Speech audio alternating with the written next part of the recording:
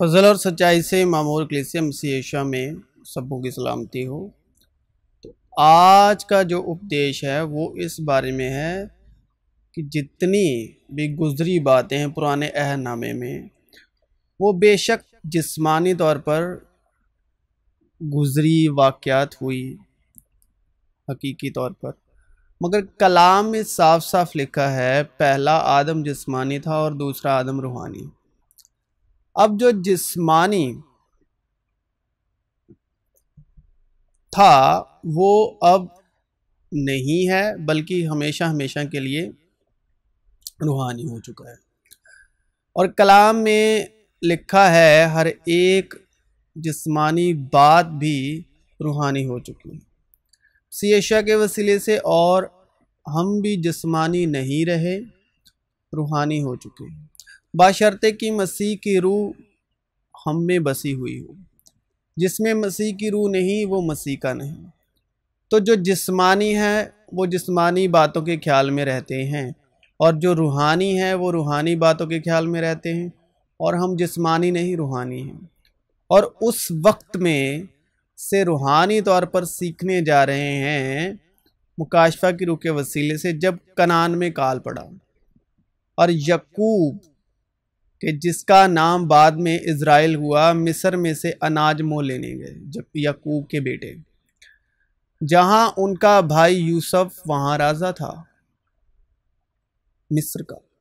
अपने वक्त में इन्हीं भाइयों ने उसे मारा भी, कुएं में फेंका और बेचा। और ये पूरा का पूरा मुकाशफा है यहूदियों का और यूसुफ का। और ये निशान है यहूदियों का और यहूदा इस्करियोती का बेचना। और ये पूरा का पूरा मुकाशफा है यहूदियों के द्वारा और यहूदा इस्करियोती के द्वारा 30 चांदी के सिक्कों में बेचना, और यहूदियों के द्वारा, यानी यहूदी हैं भाई।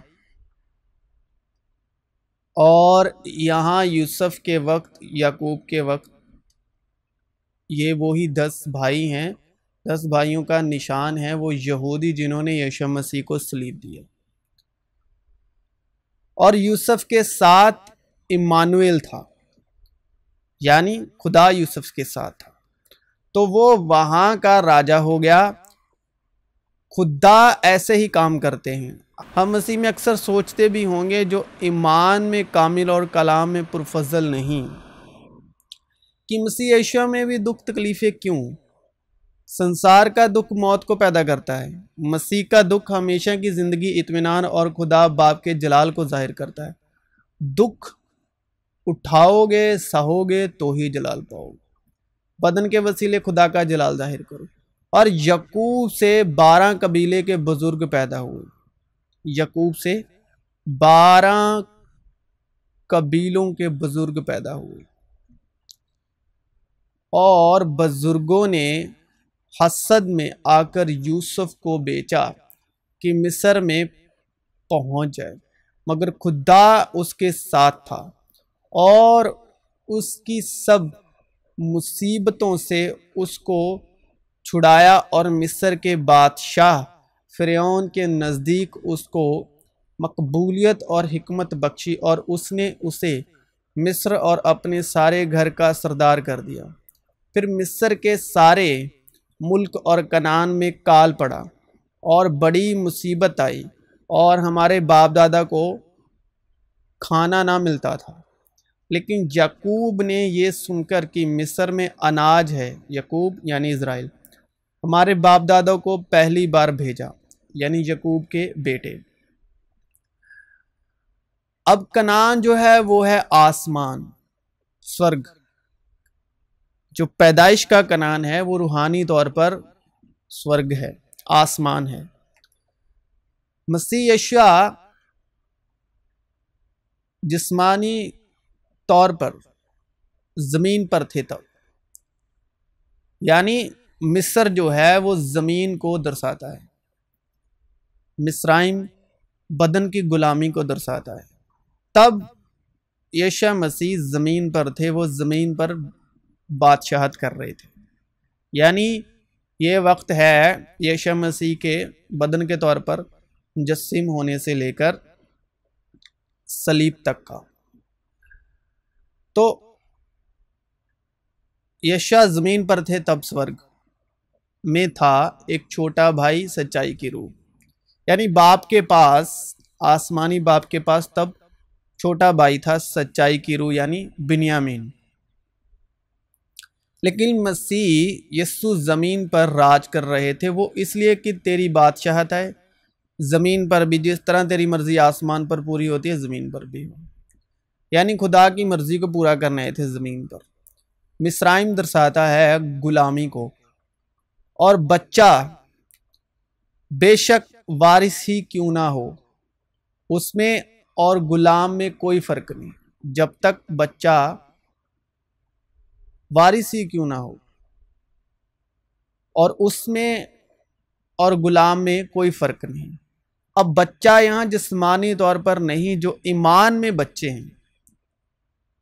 अब बच्चा जो शब्द यहाँ पर यूज़ हुआ है वो छोटे बच्चे के लिए नहीं हुआ, वो उन बच्चों के लिए हुआ है जो ईमान में कामिल और कलाम में पुरफजल नहीं, वो ईमान में बच्चे हैं। और बच्चा अगरचे वारिस ही क्यों ना हो, मगर उसमें और गुलाम में कोई फ़र्क नहीं, वो गुलाम है।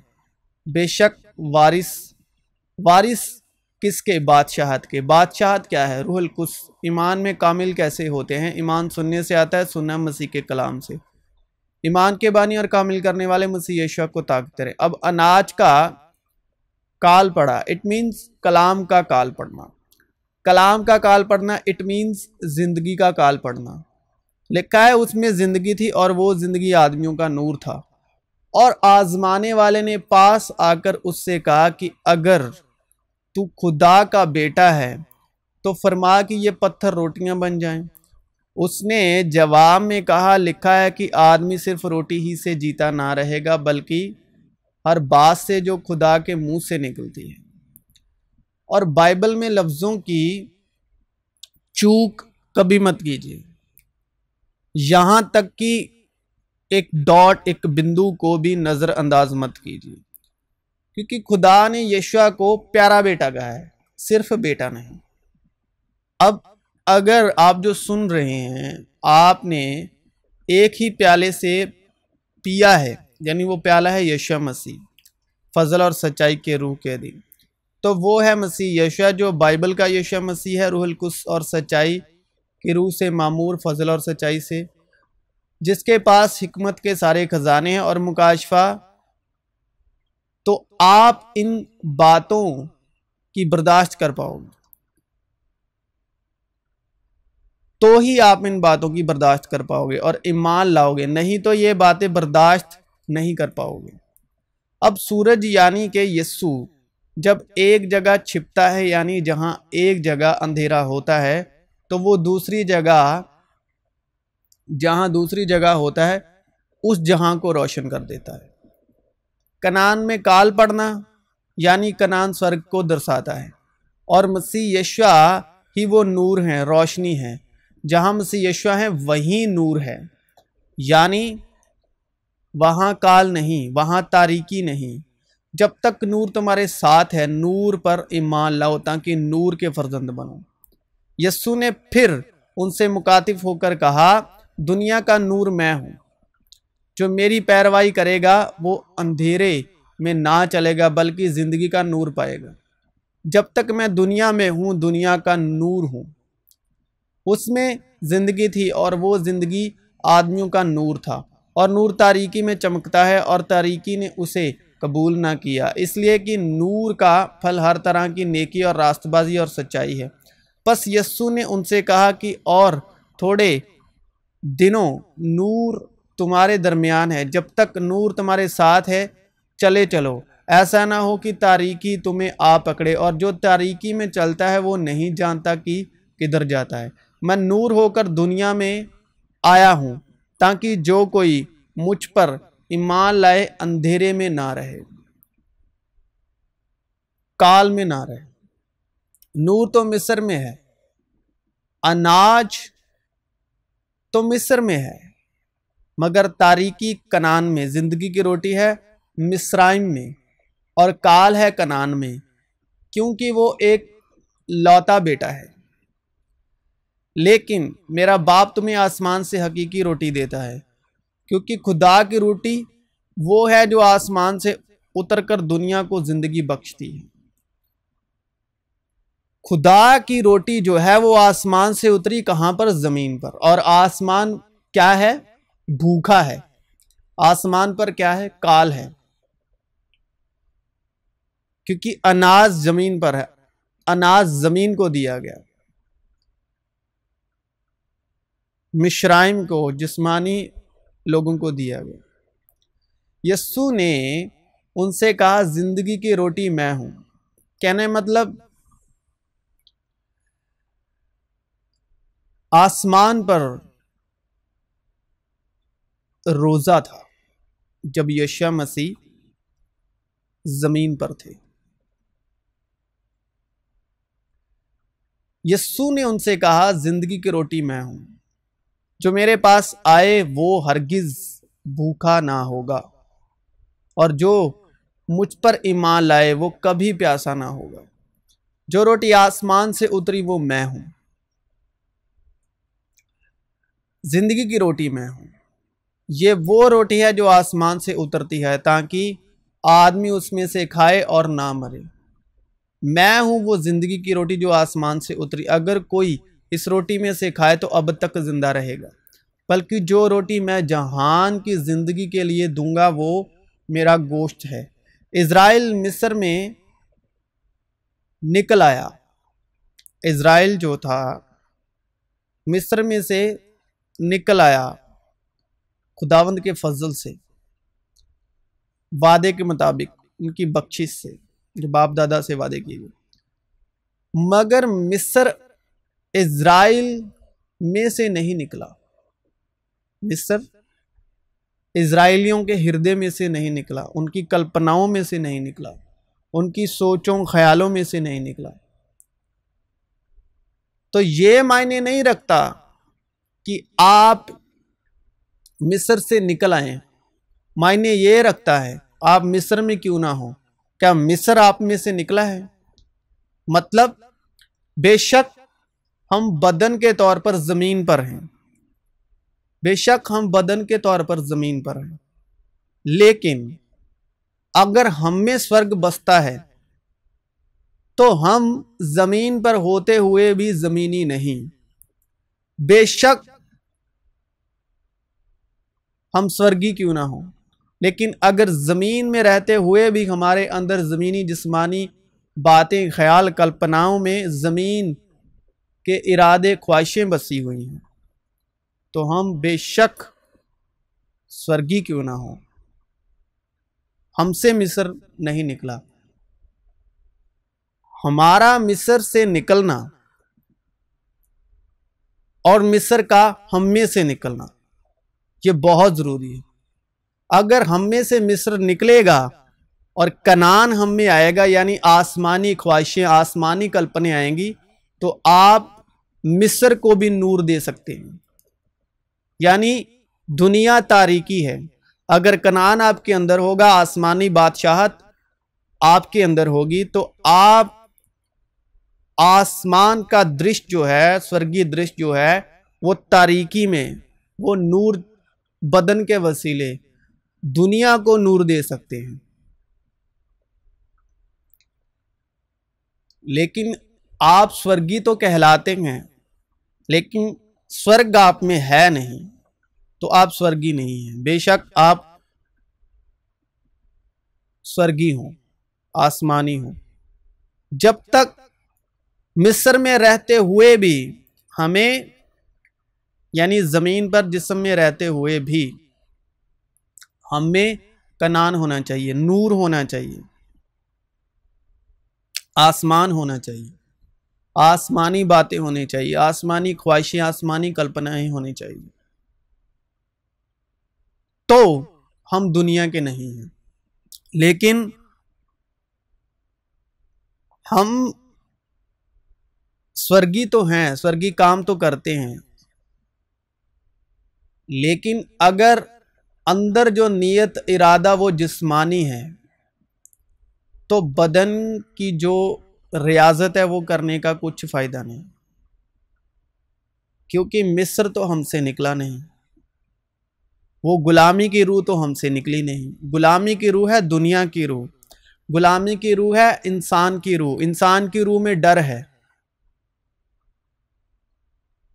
और खुदा की रूह में दलेरी है। रूहुल कुद्स में दलेरी है, इंसान की रूह गुलामी की रूह है, इंसान की रूह में डर है। आपके पास कलाम है, आपके जुबान में कलाम है, मन में कलाम है, लेकिन वो कलाम मुर्दा है जब तक आप में रूहुल कुद्स नहीं, जब तक आपके अंदर वो आसमानी कुव्वत नहीं, जब तक आपके अंदर रूहुल कुद्स की दलेरी नहीं। वो ज्ञान आपका मुर्दा है, वो कलाम मुर्दा है, क्योंकि ईमान की रूह का होना बहुत ज़रूरी है। मैं ईमान लाया इसीलिए बोला, और हमें वही ईमान की रूह है और हम इसीलिए बोलते हैं। जो बोलते हैं उनमें ही वो कामिल और संपूर्ण ईमान की रूह है, और उनमें ही रूहुल कुद्स के वसीले से, सच्चाई के रूह के वसीले से वो कुव्वत हासिल है और उनमें ही वो दलेरी है। यीशु मसीह जो हैं, जो बाइबल है, वो ज्ञान का विषय नहीं है, वो मोहब्बत का विषय है। मोहब्बत के वसीले ही आप, क्योंकि रूहुल कुद्स के वसीले खुदा की मोहब्बत हमारे दिलों में डाली गई है, और उसके वसीले ही आप तमाम जो ईमान के भेद हैं, जो जलाल का पिता है मोहब्बत, तो वो यीशु मसीह की जो लंबाई चौड़ाई गहराई और ऊंचाई है, जो जानने से बाहर है, वो ईमान ही से जान सकते हैं और उनकी बख्शिश से। तभी तो इन्होंने वो बछड़ा बनाया इजराइलियों ने, यानी ये ईमान नहीं लाए ना उस वक्त जब मिस्र से निकाले गए खुदावंद की मदद से, खुदावंद के फजल से, ना उस वक्त जब यीशु मसीह इनको मिस्राइम से निकालने आया। अब यीशु मसीह के वक्त मिस्र क्या है? मिस्र किस चीज़ में तब्दील हो चुका? जिस्मानी रियाजत में, यानी जिस्मानी गुलामी से, जिस्मानी अहकाम मूसा के 10 हुक्मों की धार्मिकता में। ये लोग ईमान के रूह के बहुत बड़े विरोधी हैं, मुखालफत हैं, और ईमान के रूह की मुखालफत करने वाले लोग हैं, गुलाम हैं। वो हाजरा की नस्लें हैं जिससे गुलाम ही पैदा होते हैं। बदन के कामों पर भरोसा रखने वाला हर बशर ईमान के रूह का मुखालिफ है, विरोधी है। वो चाहे इस जहां का हो, चाहे वो इजरायली थे अपने वक्त के, या उस जहां का, या इस जहां का, या आने वाले जहां का। जो बदन की धार्मिकता में चलता है, शरीयत को मद्देनजर रखते हुए, मूसा के 10 हुक्मों को मद्देनजर रखते हुए, वो ईमान के रूह का बहुत बड़ा मुखालिफ है। और जो मूसा की शरीयत के अधीन रखकर कलीसिया को बदन की धार्मिकता में चला रहा है, वो मुखालफत करवा रहा है। वो ईमान की रूह के विरुद्ध, ईमान के रूह के जो विरोधी हैं, वो उनको तैयार कर रहा है खुदा के खिलाफ। जो शरीयत सिखा रहा है, मूसा की शरीयत की धार्मिकता में चल रहा है या रीति रिवाजों से चल रहा है।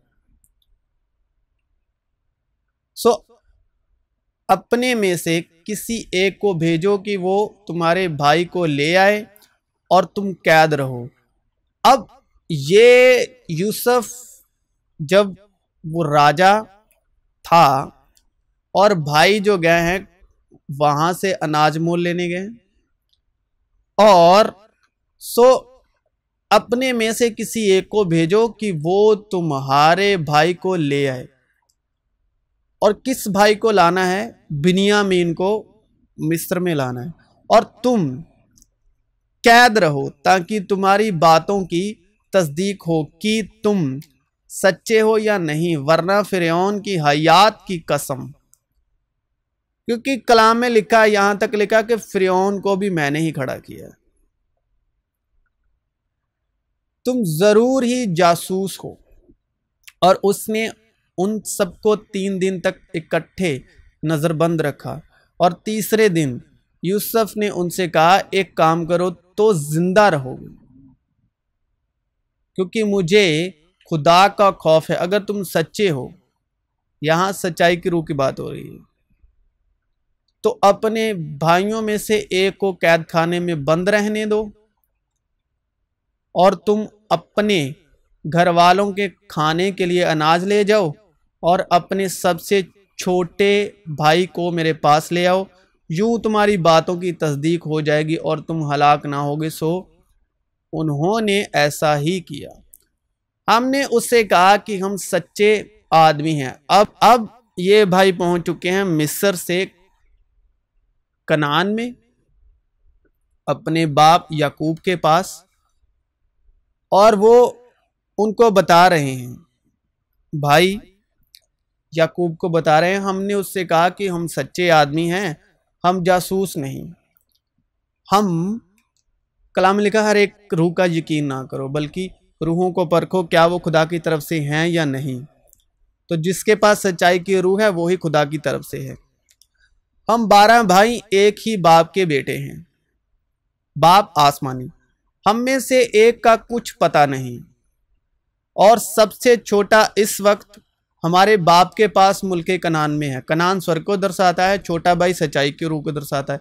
तब उस शख्स ने जो मुल्क का मालिक है हमसे कहा, मैं इसी से जान लूंगा कि तुम सच्चे हो, कि अपने भाइयों में से किसी को मेरे पास छोड़ दो और अपने, अब यहां पर क्या रहा है कि जब जमीन पर, इस वक्त जमीन पर वो ही बाप की तरफ से है जिसके पास सच्चाई की रूह है, क्योंकि सच्चाई की रूह बाप की तरफ से निकलती है, और जिसके पास रूहुल कुद्स है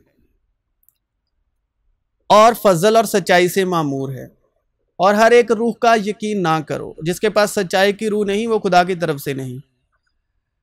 और अपने घर वालों के खाने के लिए अनाज लेकर चले जाओ और अपने सबसे छोटे भाई को मेरे पास ले आओ, तब मैं जान लूंगा कि तुम जासूस नहीं बल्कि सच्चे आदमी हो, और मैं तुम्हारे भाई को तुम्हारे हवाले कर दूंगा। फिर तुम मुल्क में सौदागरी करना।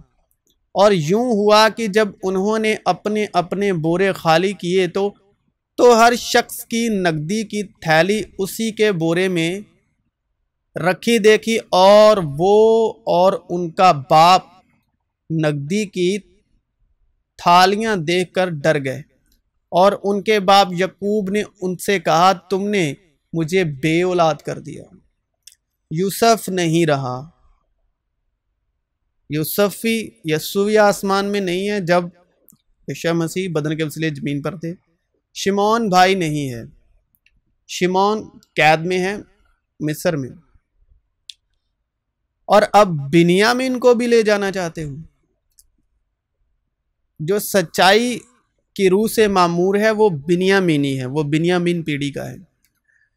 ये सब बातें मेरे खिलाफ हैं, सब बातें मेरे खिलाफ।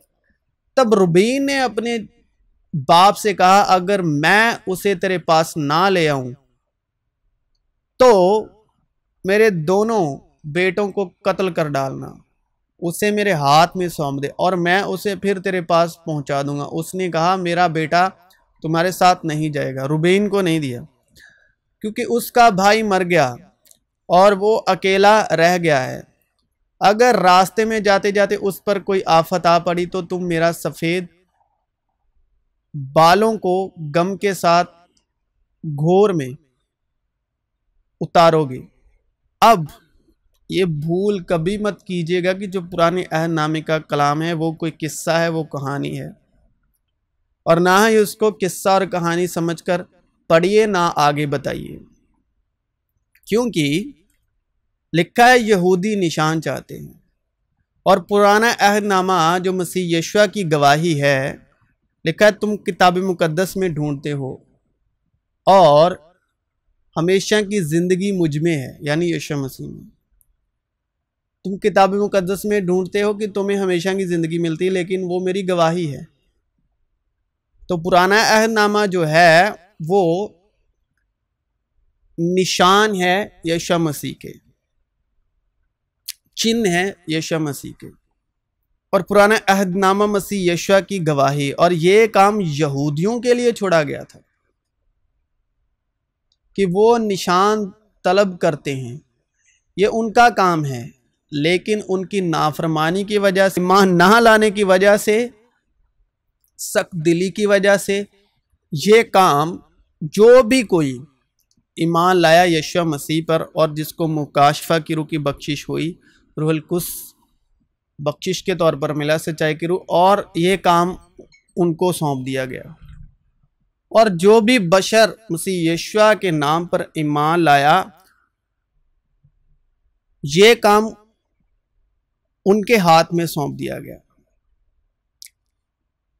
कि बख्शिश के तौर पर सौंप दिया गया। खुदा ने मसीह यीशु के फजल से, रूहुल कुद्स के वसीले, रूहुल कुद्स की मदद से, और सच्चाई की रूह से, हिकमत की रूह और मुकाशफा की रूह। और यूनानी जो है, जो ग्रीक जो हैं, हिकमत चाहते हैं। पुराना अहदनामा जो है वो है लैंग्वेज ऑफ साइन, यानी पिक्टोग्राफी, चिन्ह की भाषा है, वो सिंबॉलिक भाषा है, तस्वीरों की भाषा है। हर तस्वीर बयान करती है यीशु मसीह को, यानी चिन्ह पर निर्धारित है। नया अहदनामा जो है वो हिकमत देता है, यानी नया अहदनामा है यूनानी, ग्रीक में लिखा हुआ है। इसलिए लिखा है कि यहूदी निशान चाहते हैं और यूनानी हिकमत। अब जो बिन्यामीन है, यूसुफ का छोटा भाई है और इनकी माँ अलग है, वो सच्चाई की रूह की पिक्टोग्राफी है। बिन्यामीन सच्चाई की रूह की पिक्टोग्राफी है, निशान है। कनान स्वर्ग का निशान है, यकूब इज़राइल अब हमारे आसमानी बाप का निशान है, और यूसुफ मसीह यीशु का निशान जाहिर करता है। और बाकी के 10 भाई यहूदियों को दर्शाते हैं, जिनकी मां शरीयत है, मूसा की शरीयत, 10 हुक्म। और जो गवाही देता है वो रूह है, क्योंकि रूह सच्चाई है। लेकिन जब वो यानी सच्चाई की रूह बिन्यामीन आएगा तो ही तुम्हारे भाई को छोड़ा जाएगा। लेकिन जब वो यानी सच्चाई की रूह आएगी तो तुमको तमाम सच्चाई की राह दिखाएगी, इसलिए कि वो अपनी तरफ से ना कहेगी, लेकिन जो कुछ सुनेगी वो ही कहेगी, और तुम्हें आइंदा की खबरें देगी। वो मेरा जलाल जाहिर करेगी, इसलिए कि मुझ ही से हासिल करके तुम्हें खबरें देगी। अब ये क्या है? सच्चाई के रूह के वसीले से ही आप मिस्र से, मिस्र में कौन है? यूसुफ यानी यीशु मसीह। आप वहां से, मिस्र में क्या है? खजाना। मिस्र में क्या है? अनाज। अनाज क्या है? जिंदगी, जिंदगी की रोटी। अगर आप सच्चाई की रूह से मामूर होगे तो ही बदन के वसीले खुदा बाप का जलाल जाहिर कर सकोगे। वो मेरा जलाल जाहिर करेगी, इसलिए कि मुझ ही से हासिल करके तुम्हें खबरें देंगी। ये है मिस्र में से यानी यीशु मसीह से अनाज मोल लेना, अगर सच्चाई की रूह है तो। जो कुछ बाप का है वो सब मेरा है, इसलिए मैंने कहा कि वो मुझ ही से हासिल करती है और तुम्हें खबरें देगी। मत भूलिए, मिस्र जो है वो इज़राइल का बाप दादा ही है। मिस्र इस्राइल का बाप दादा है।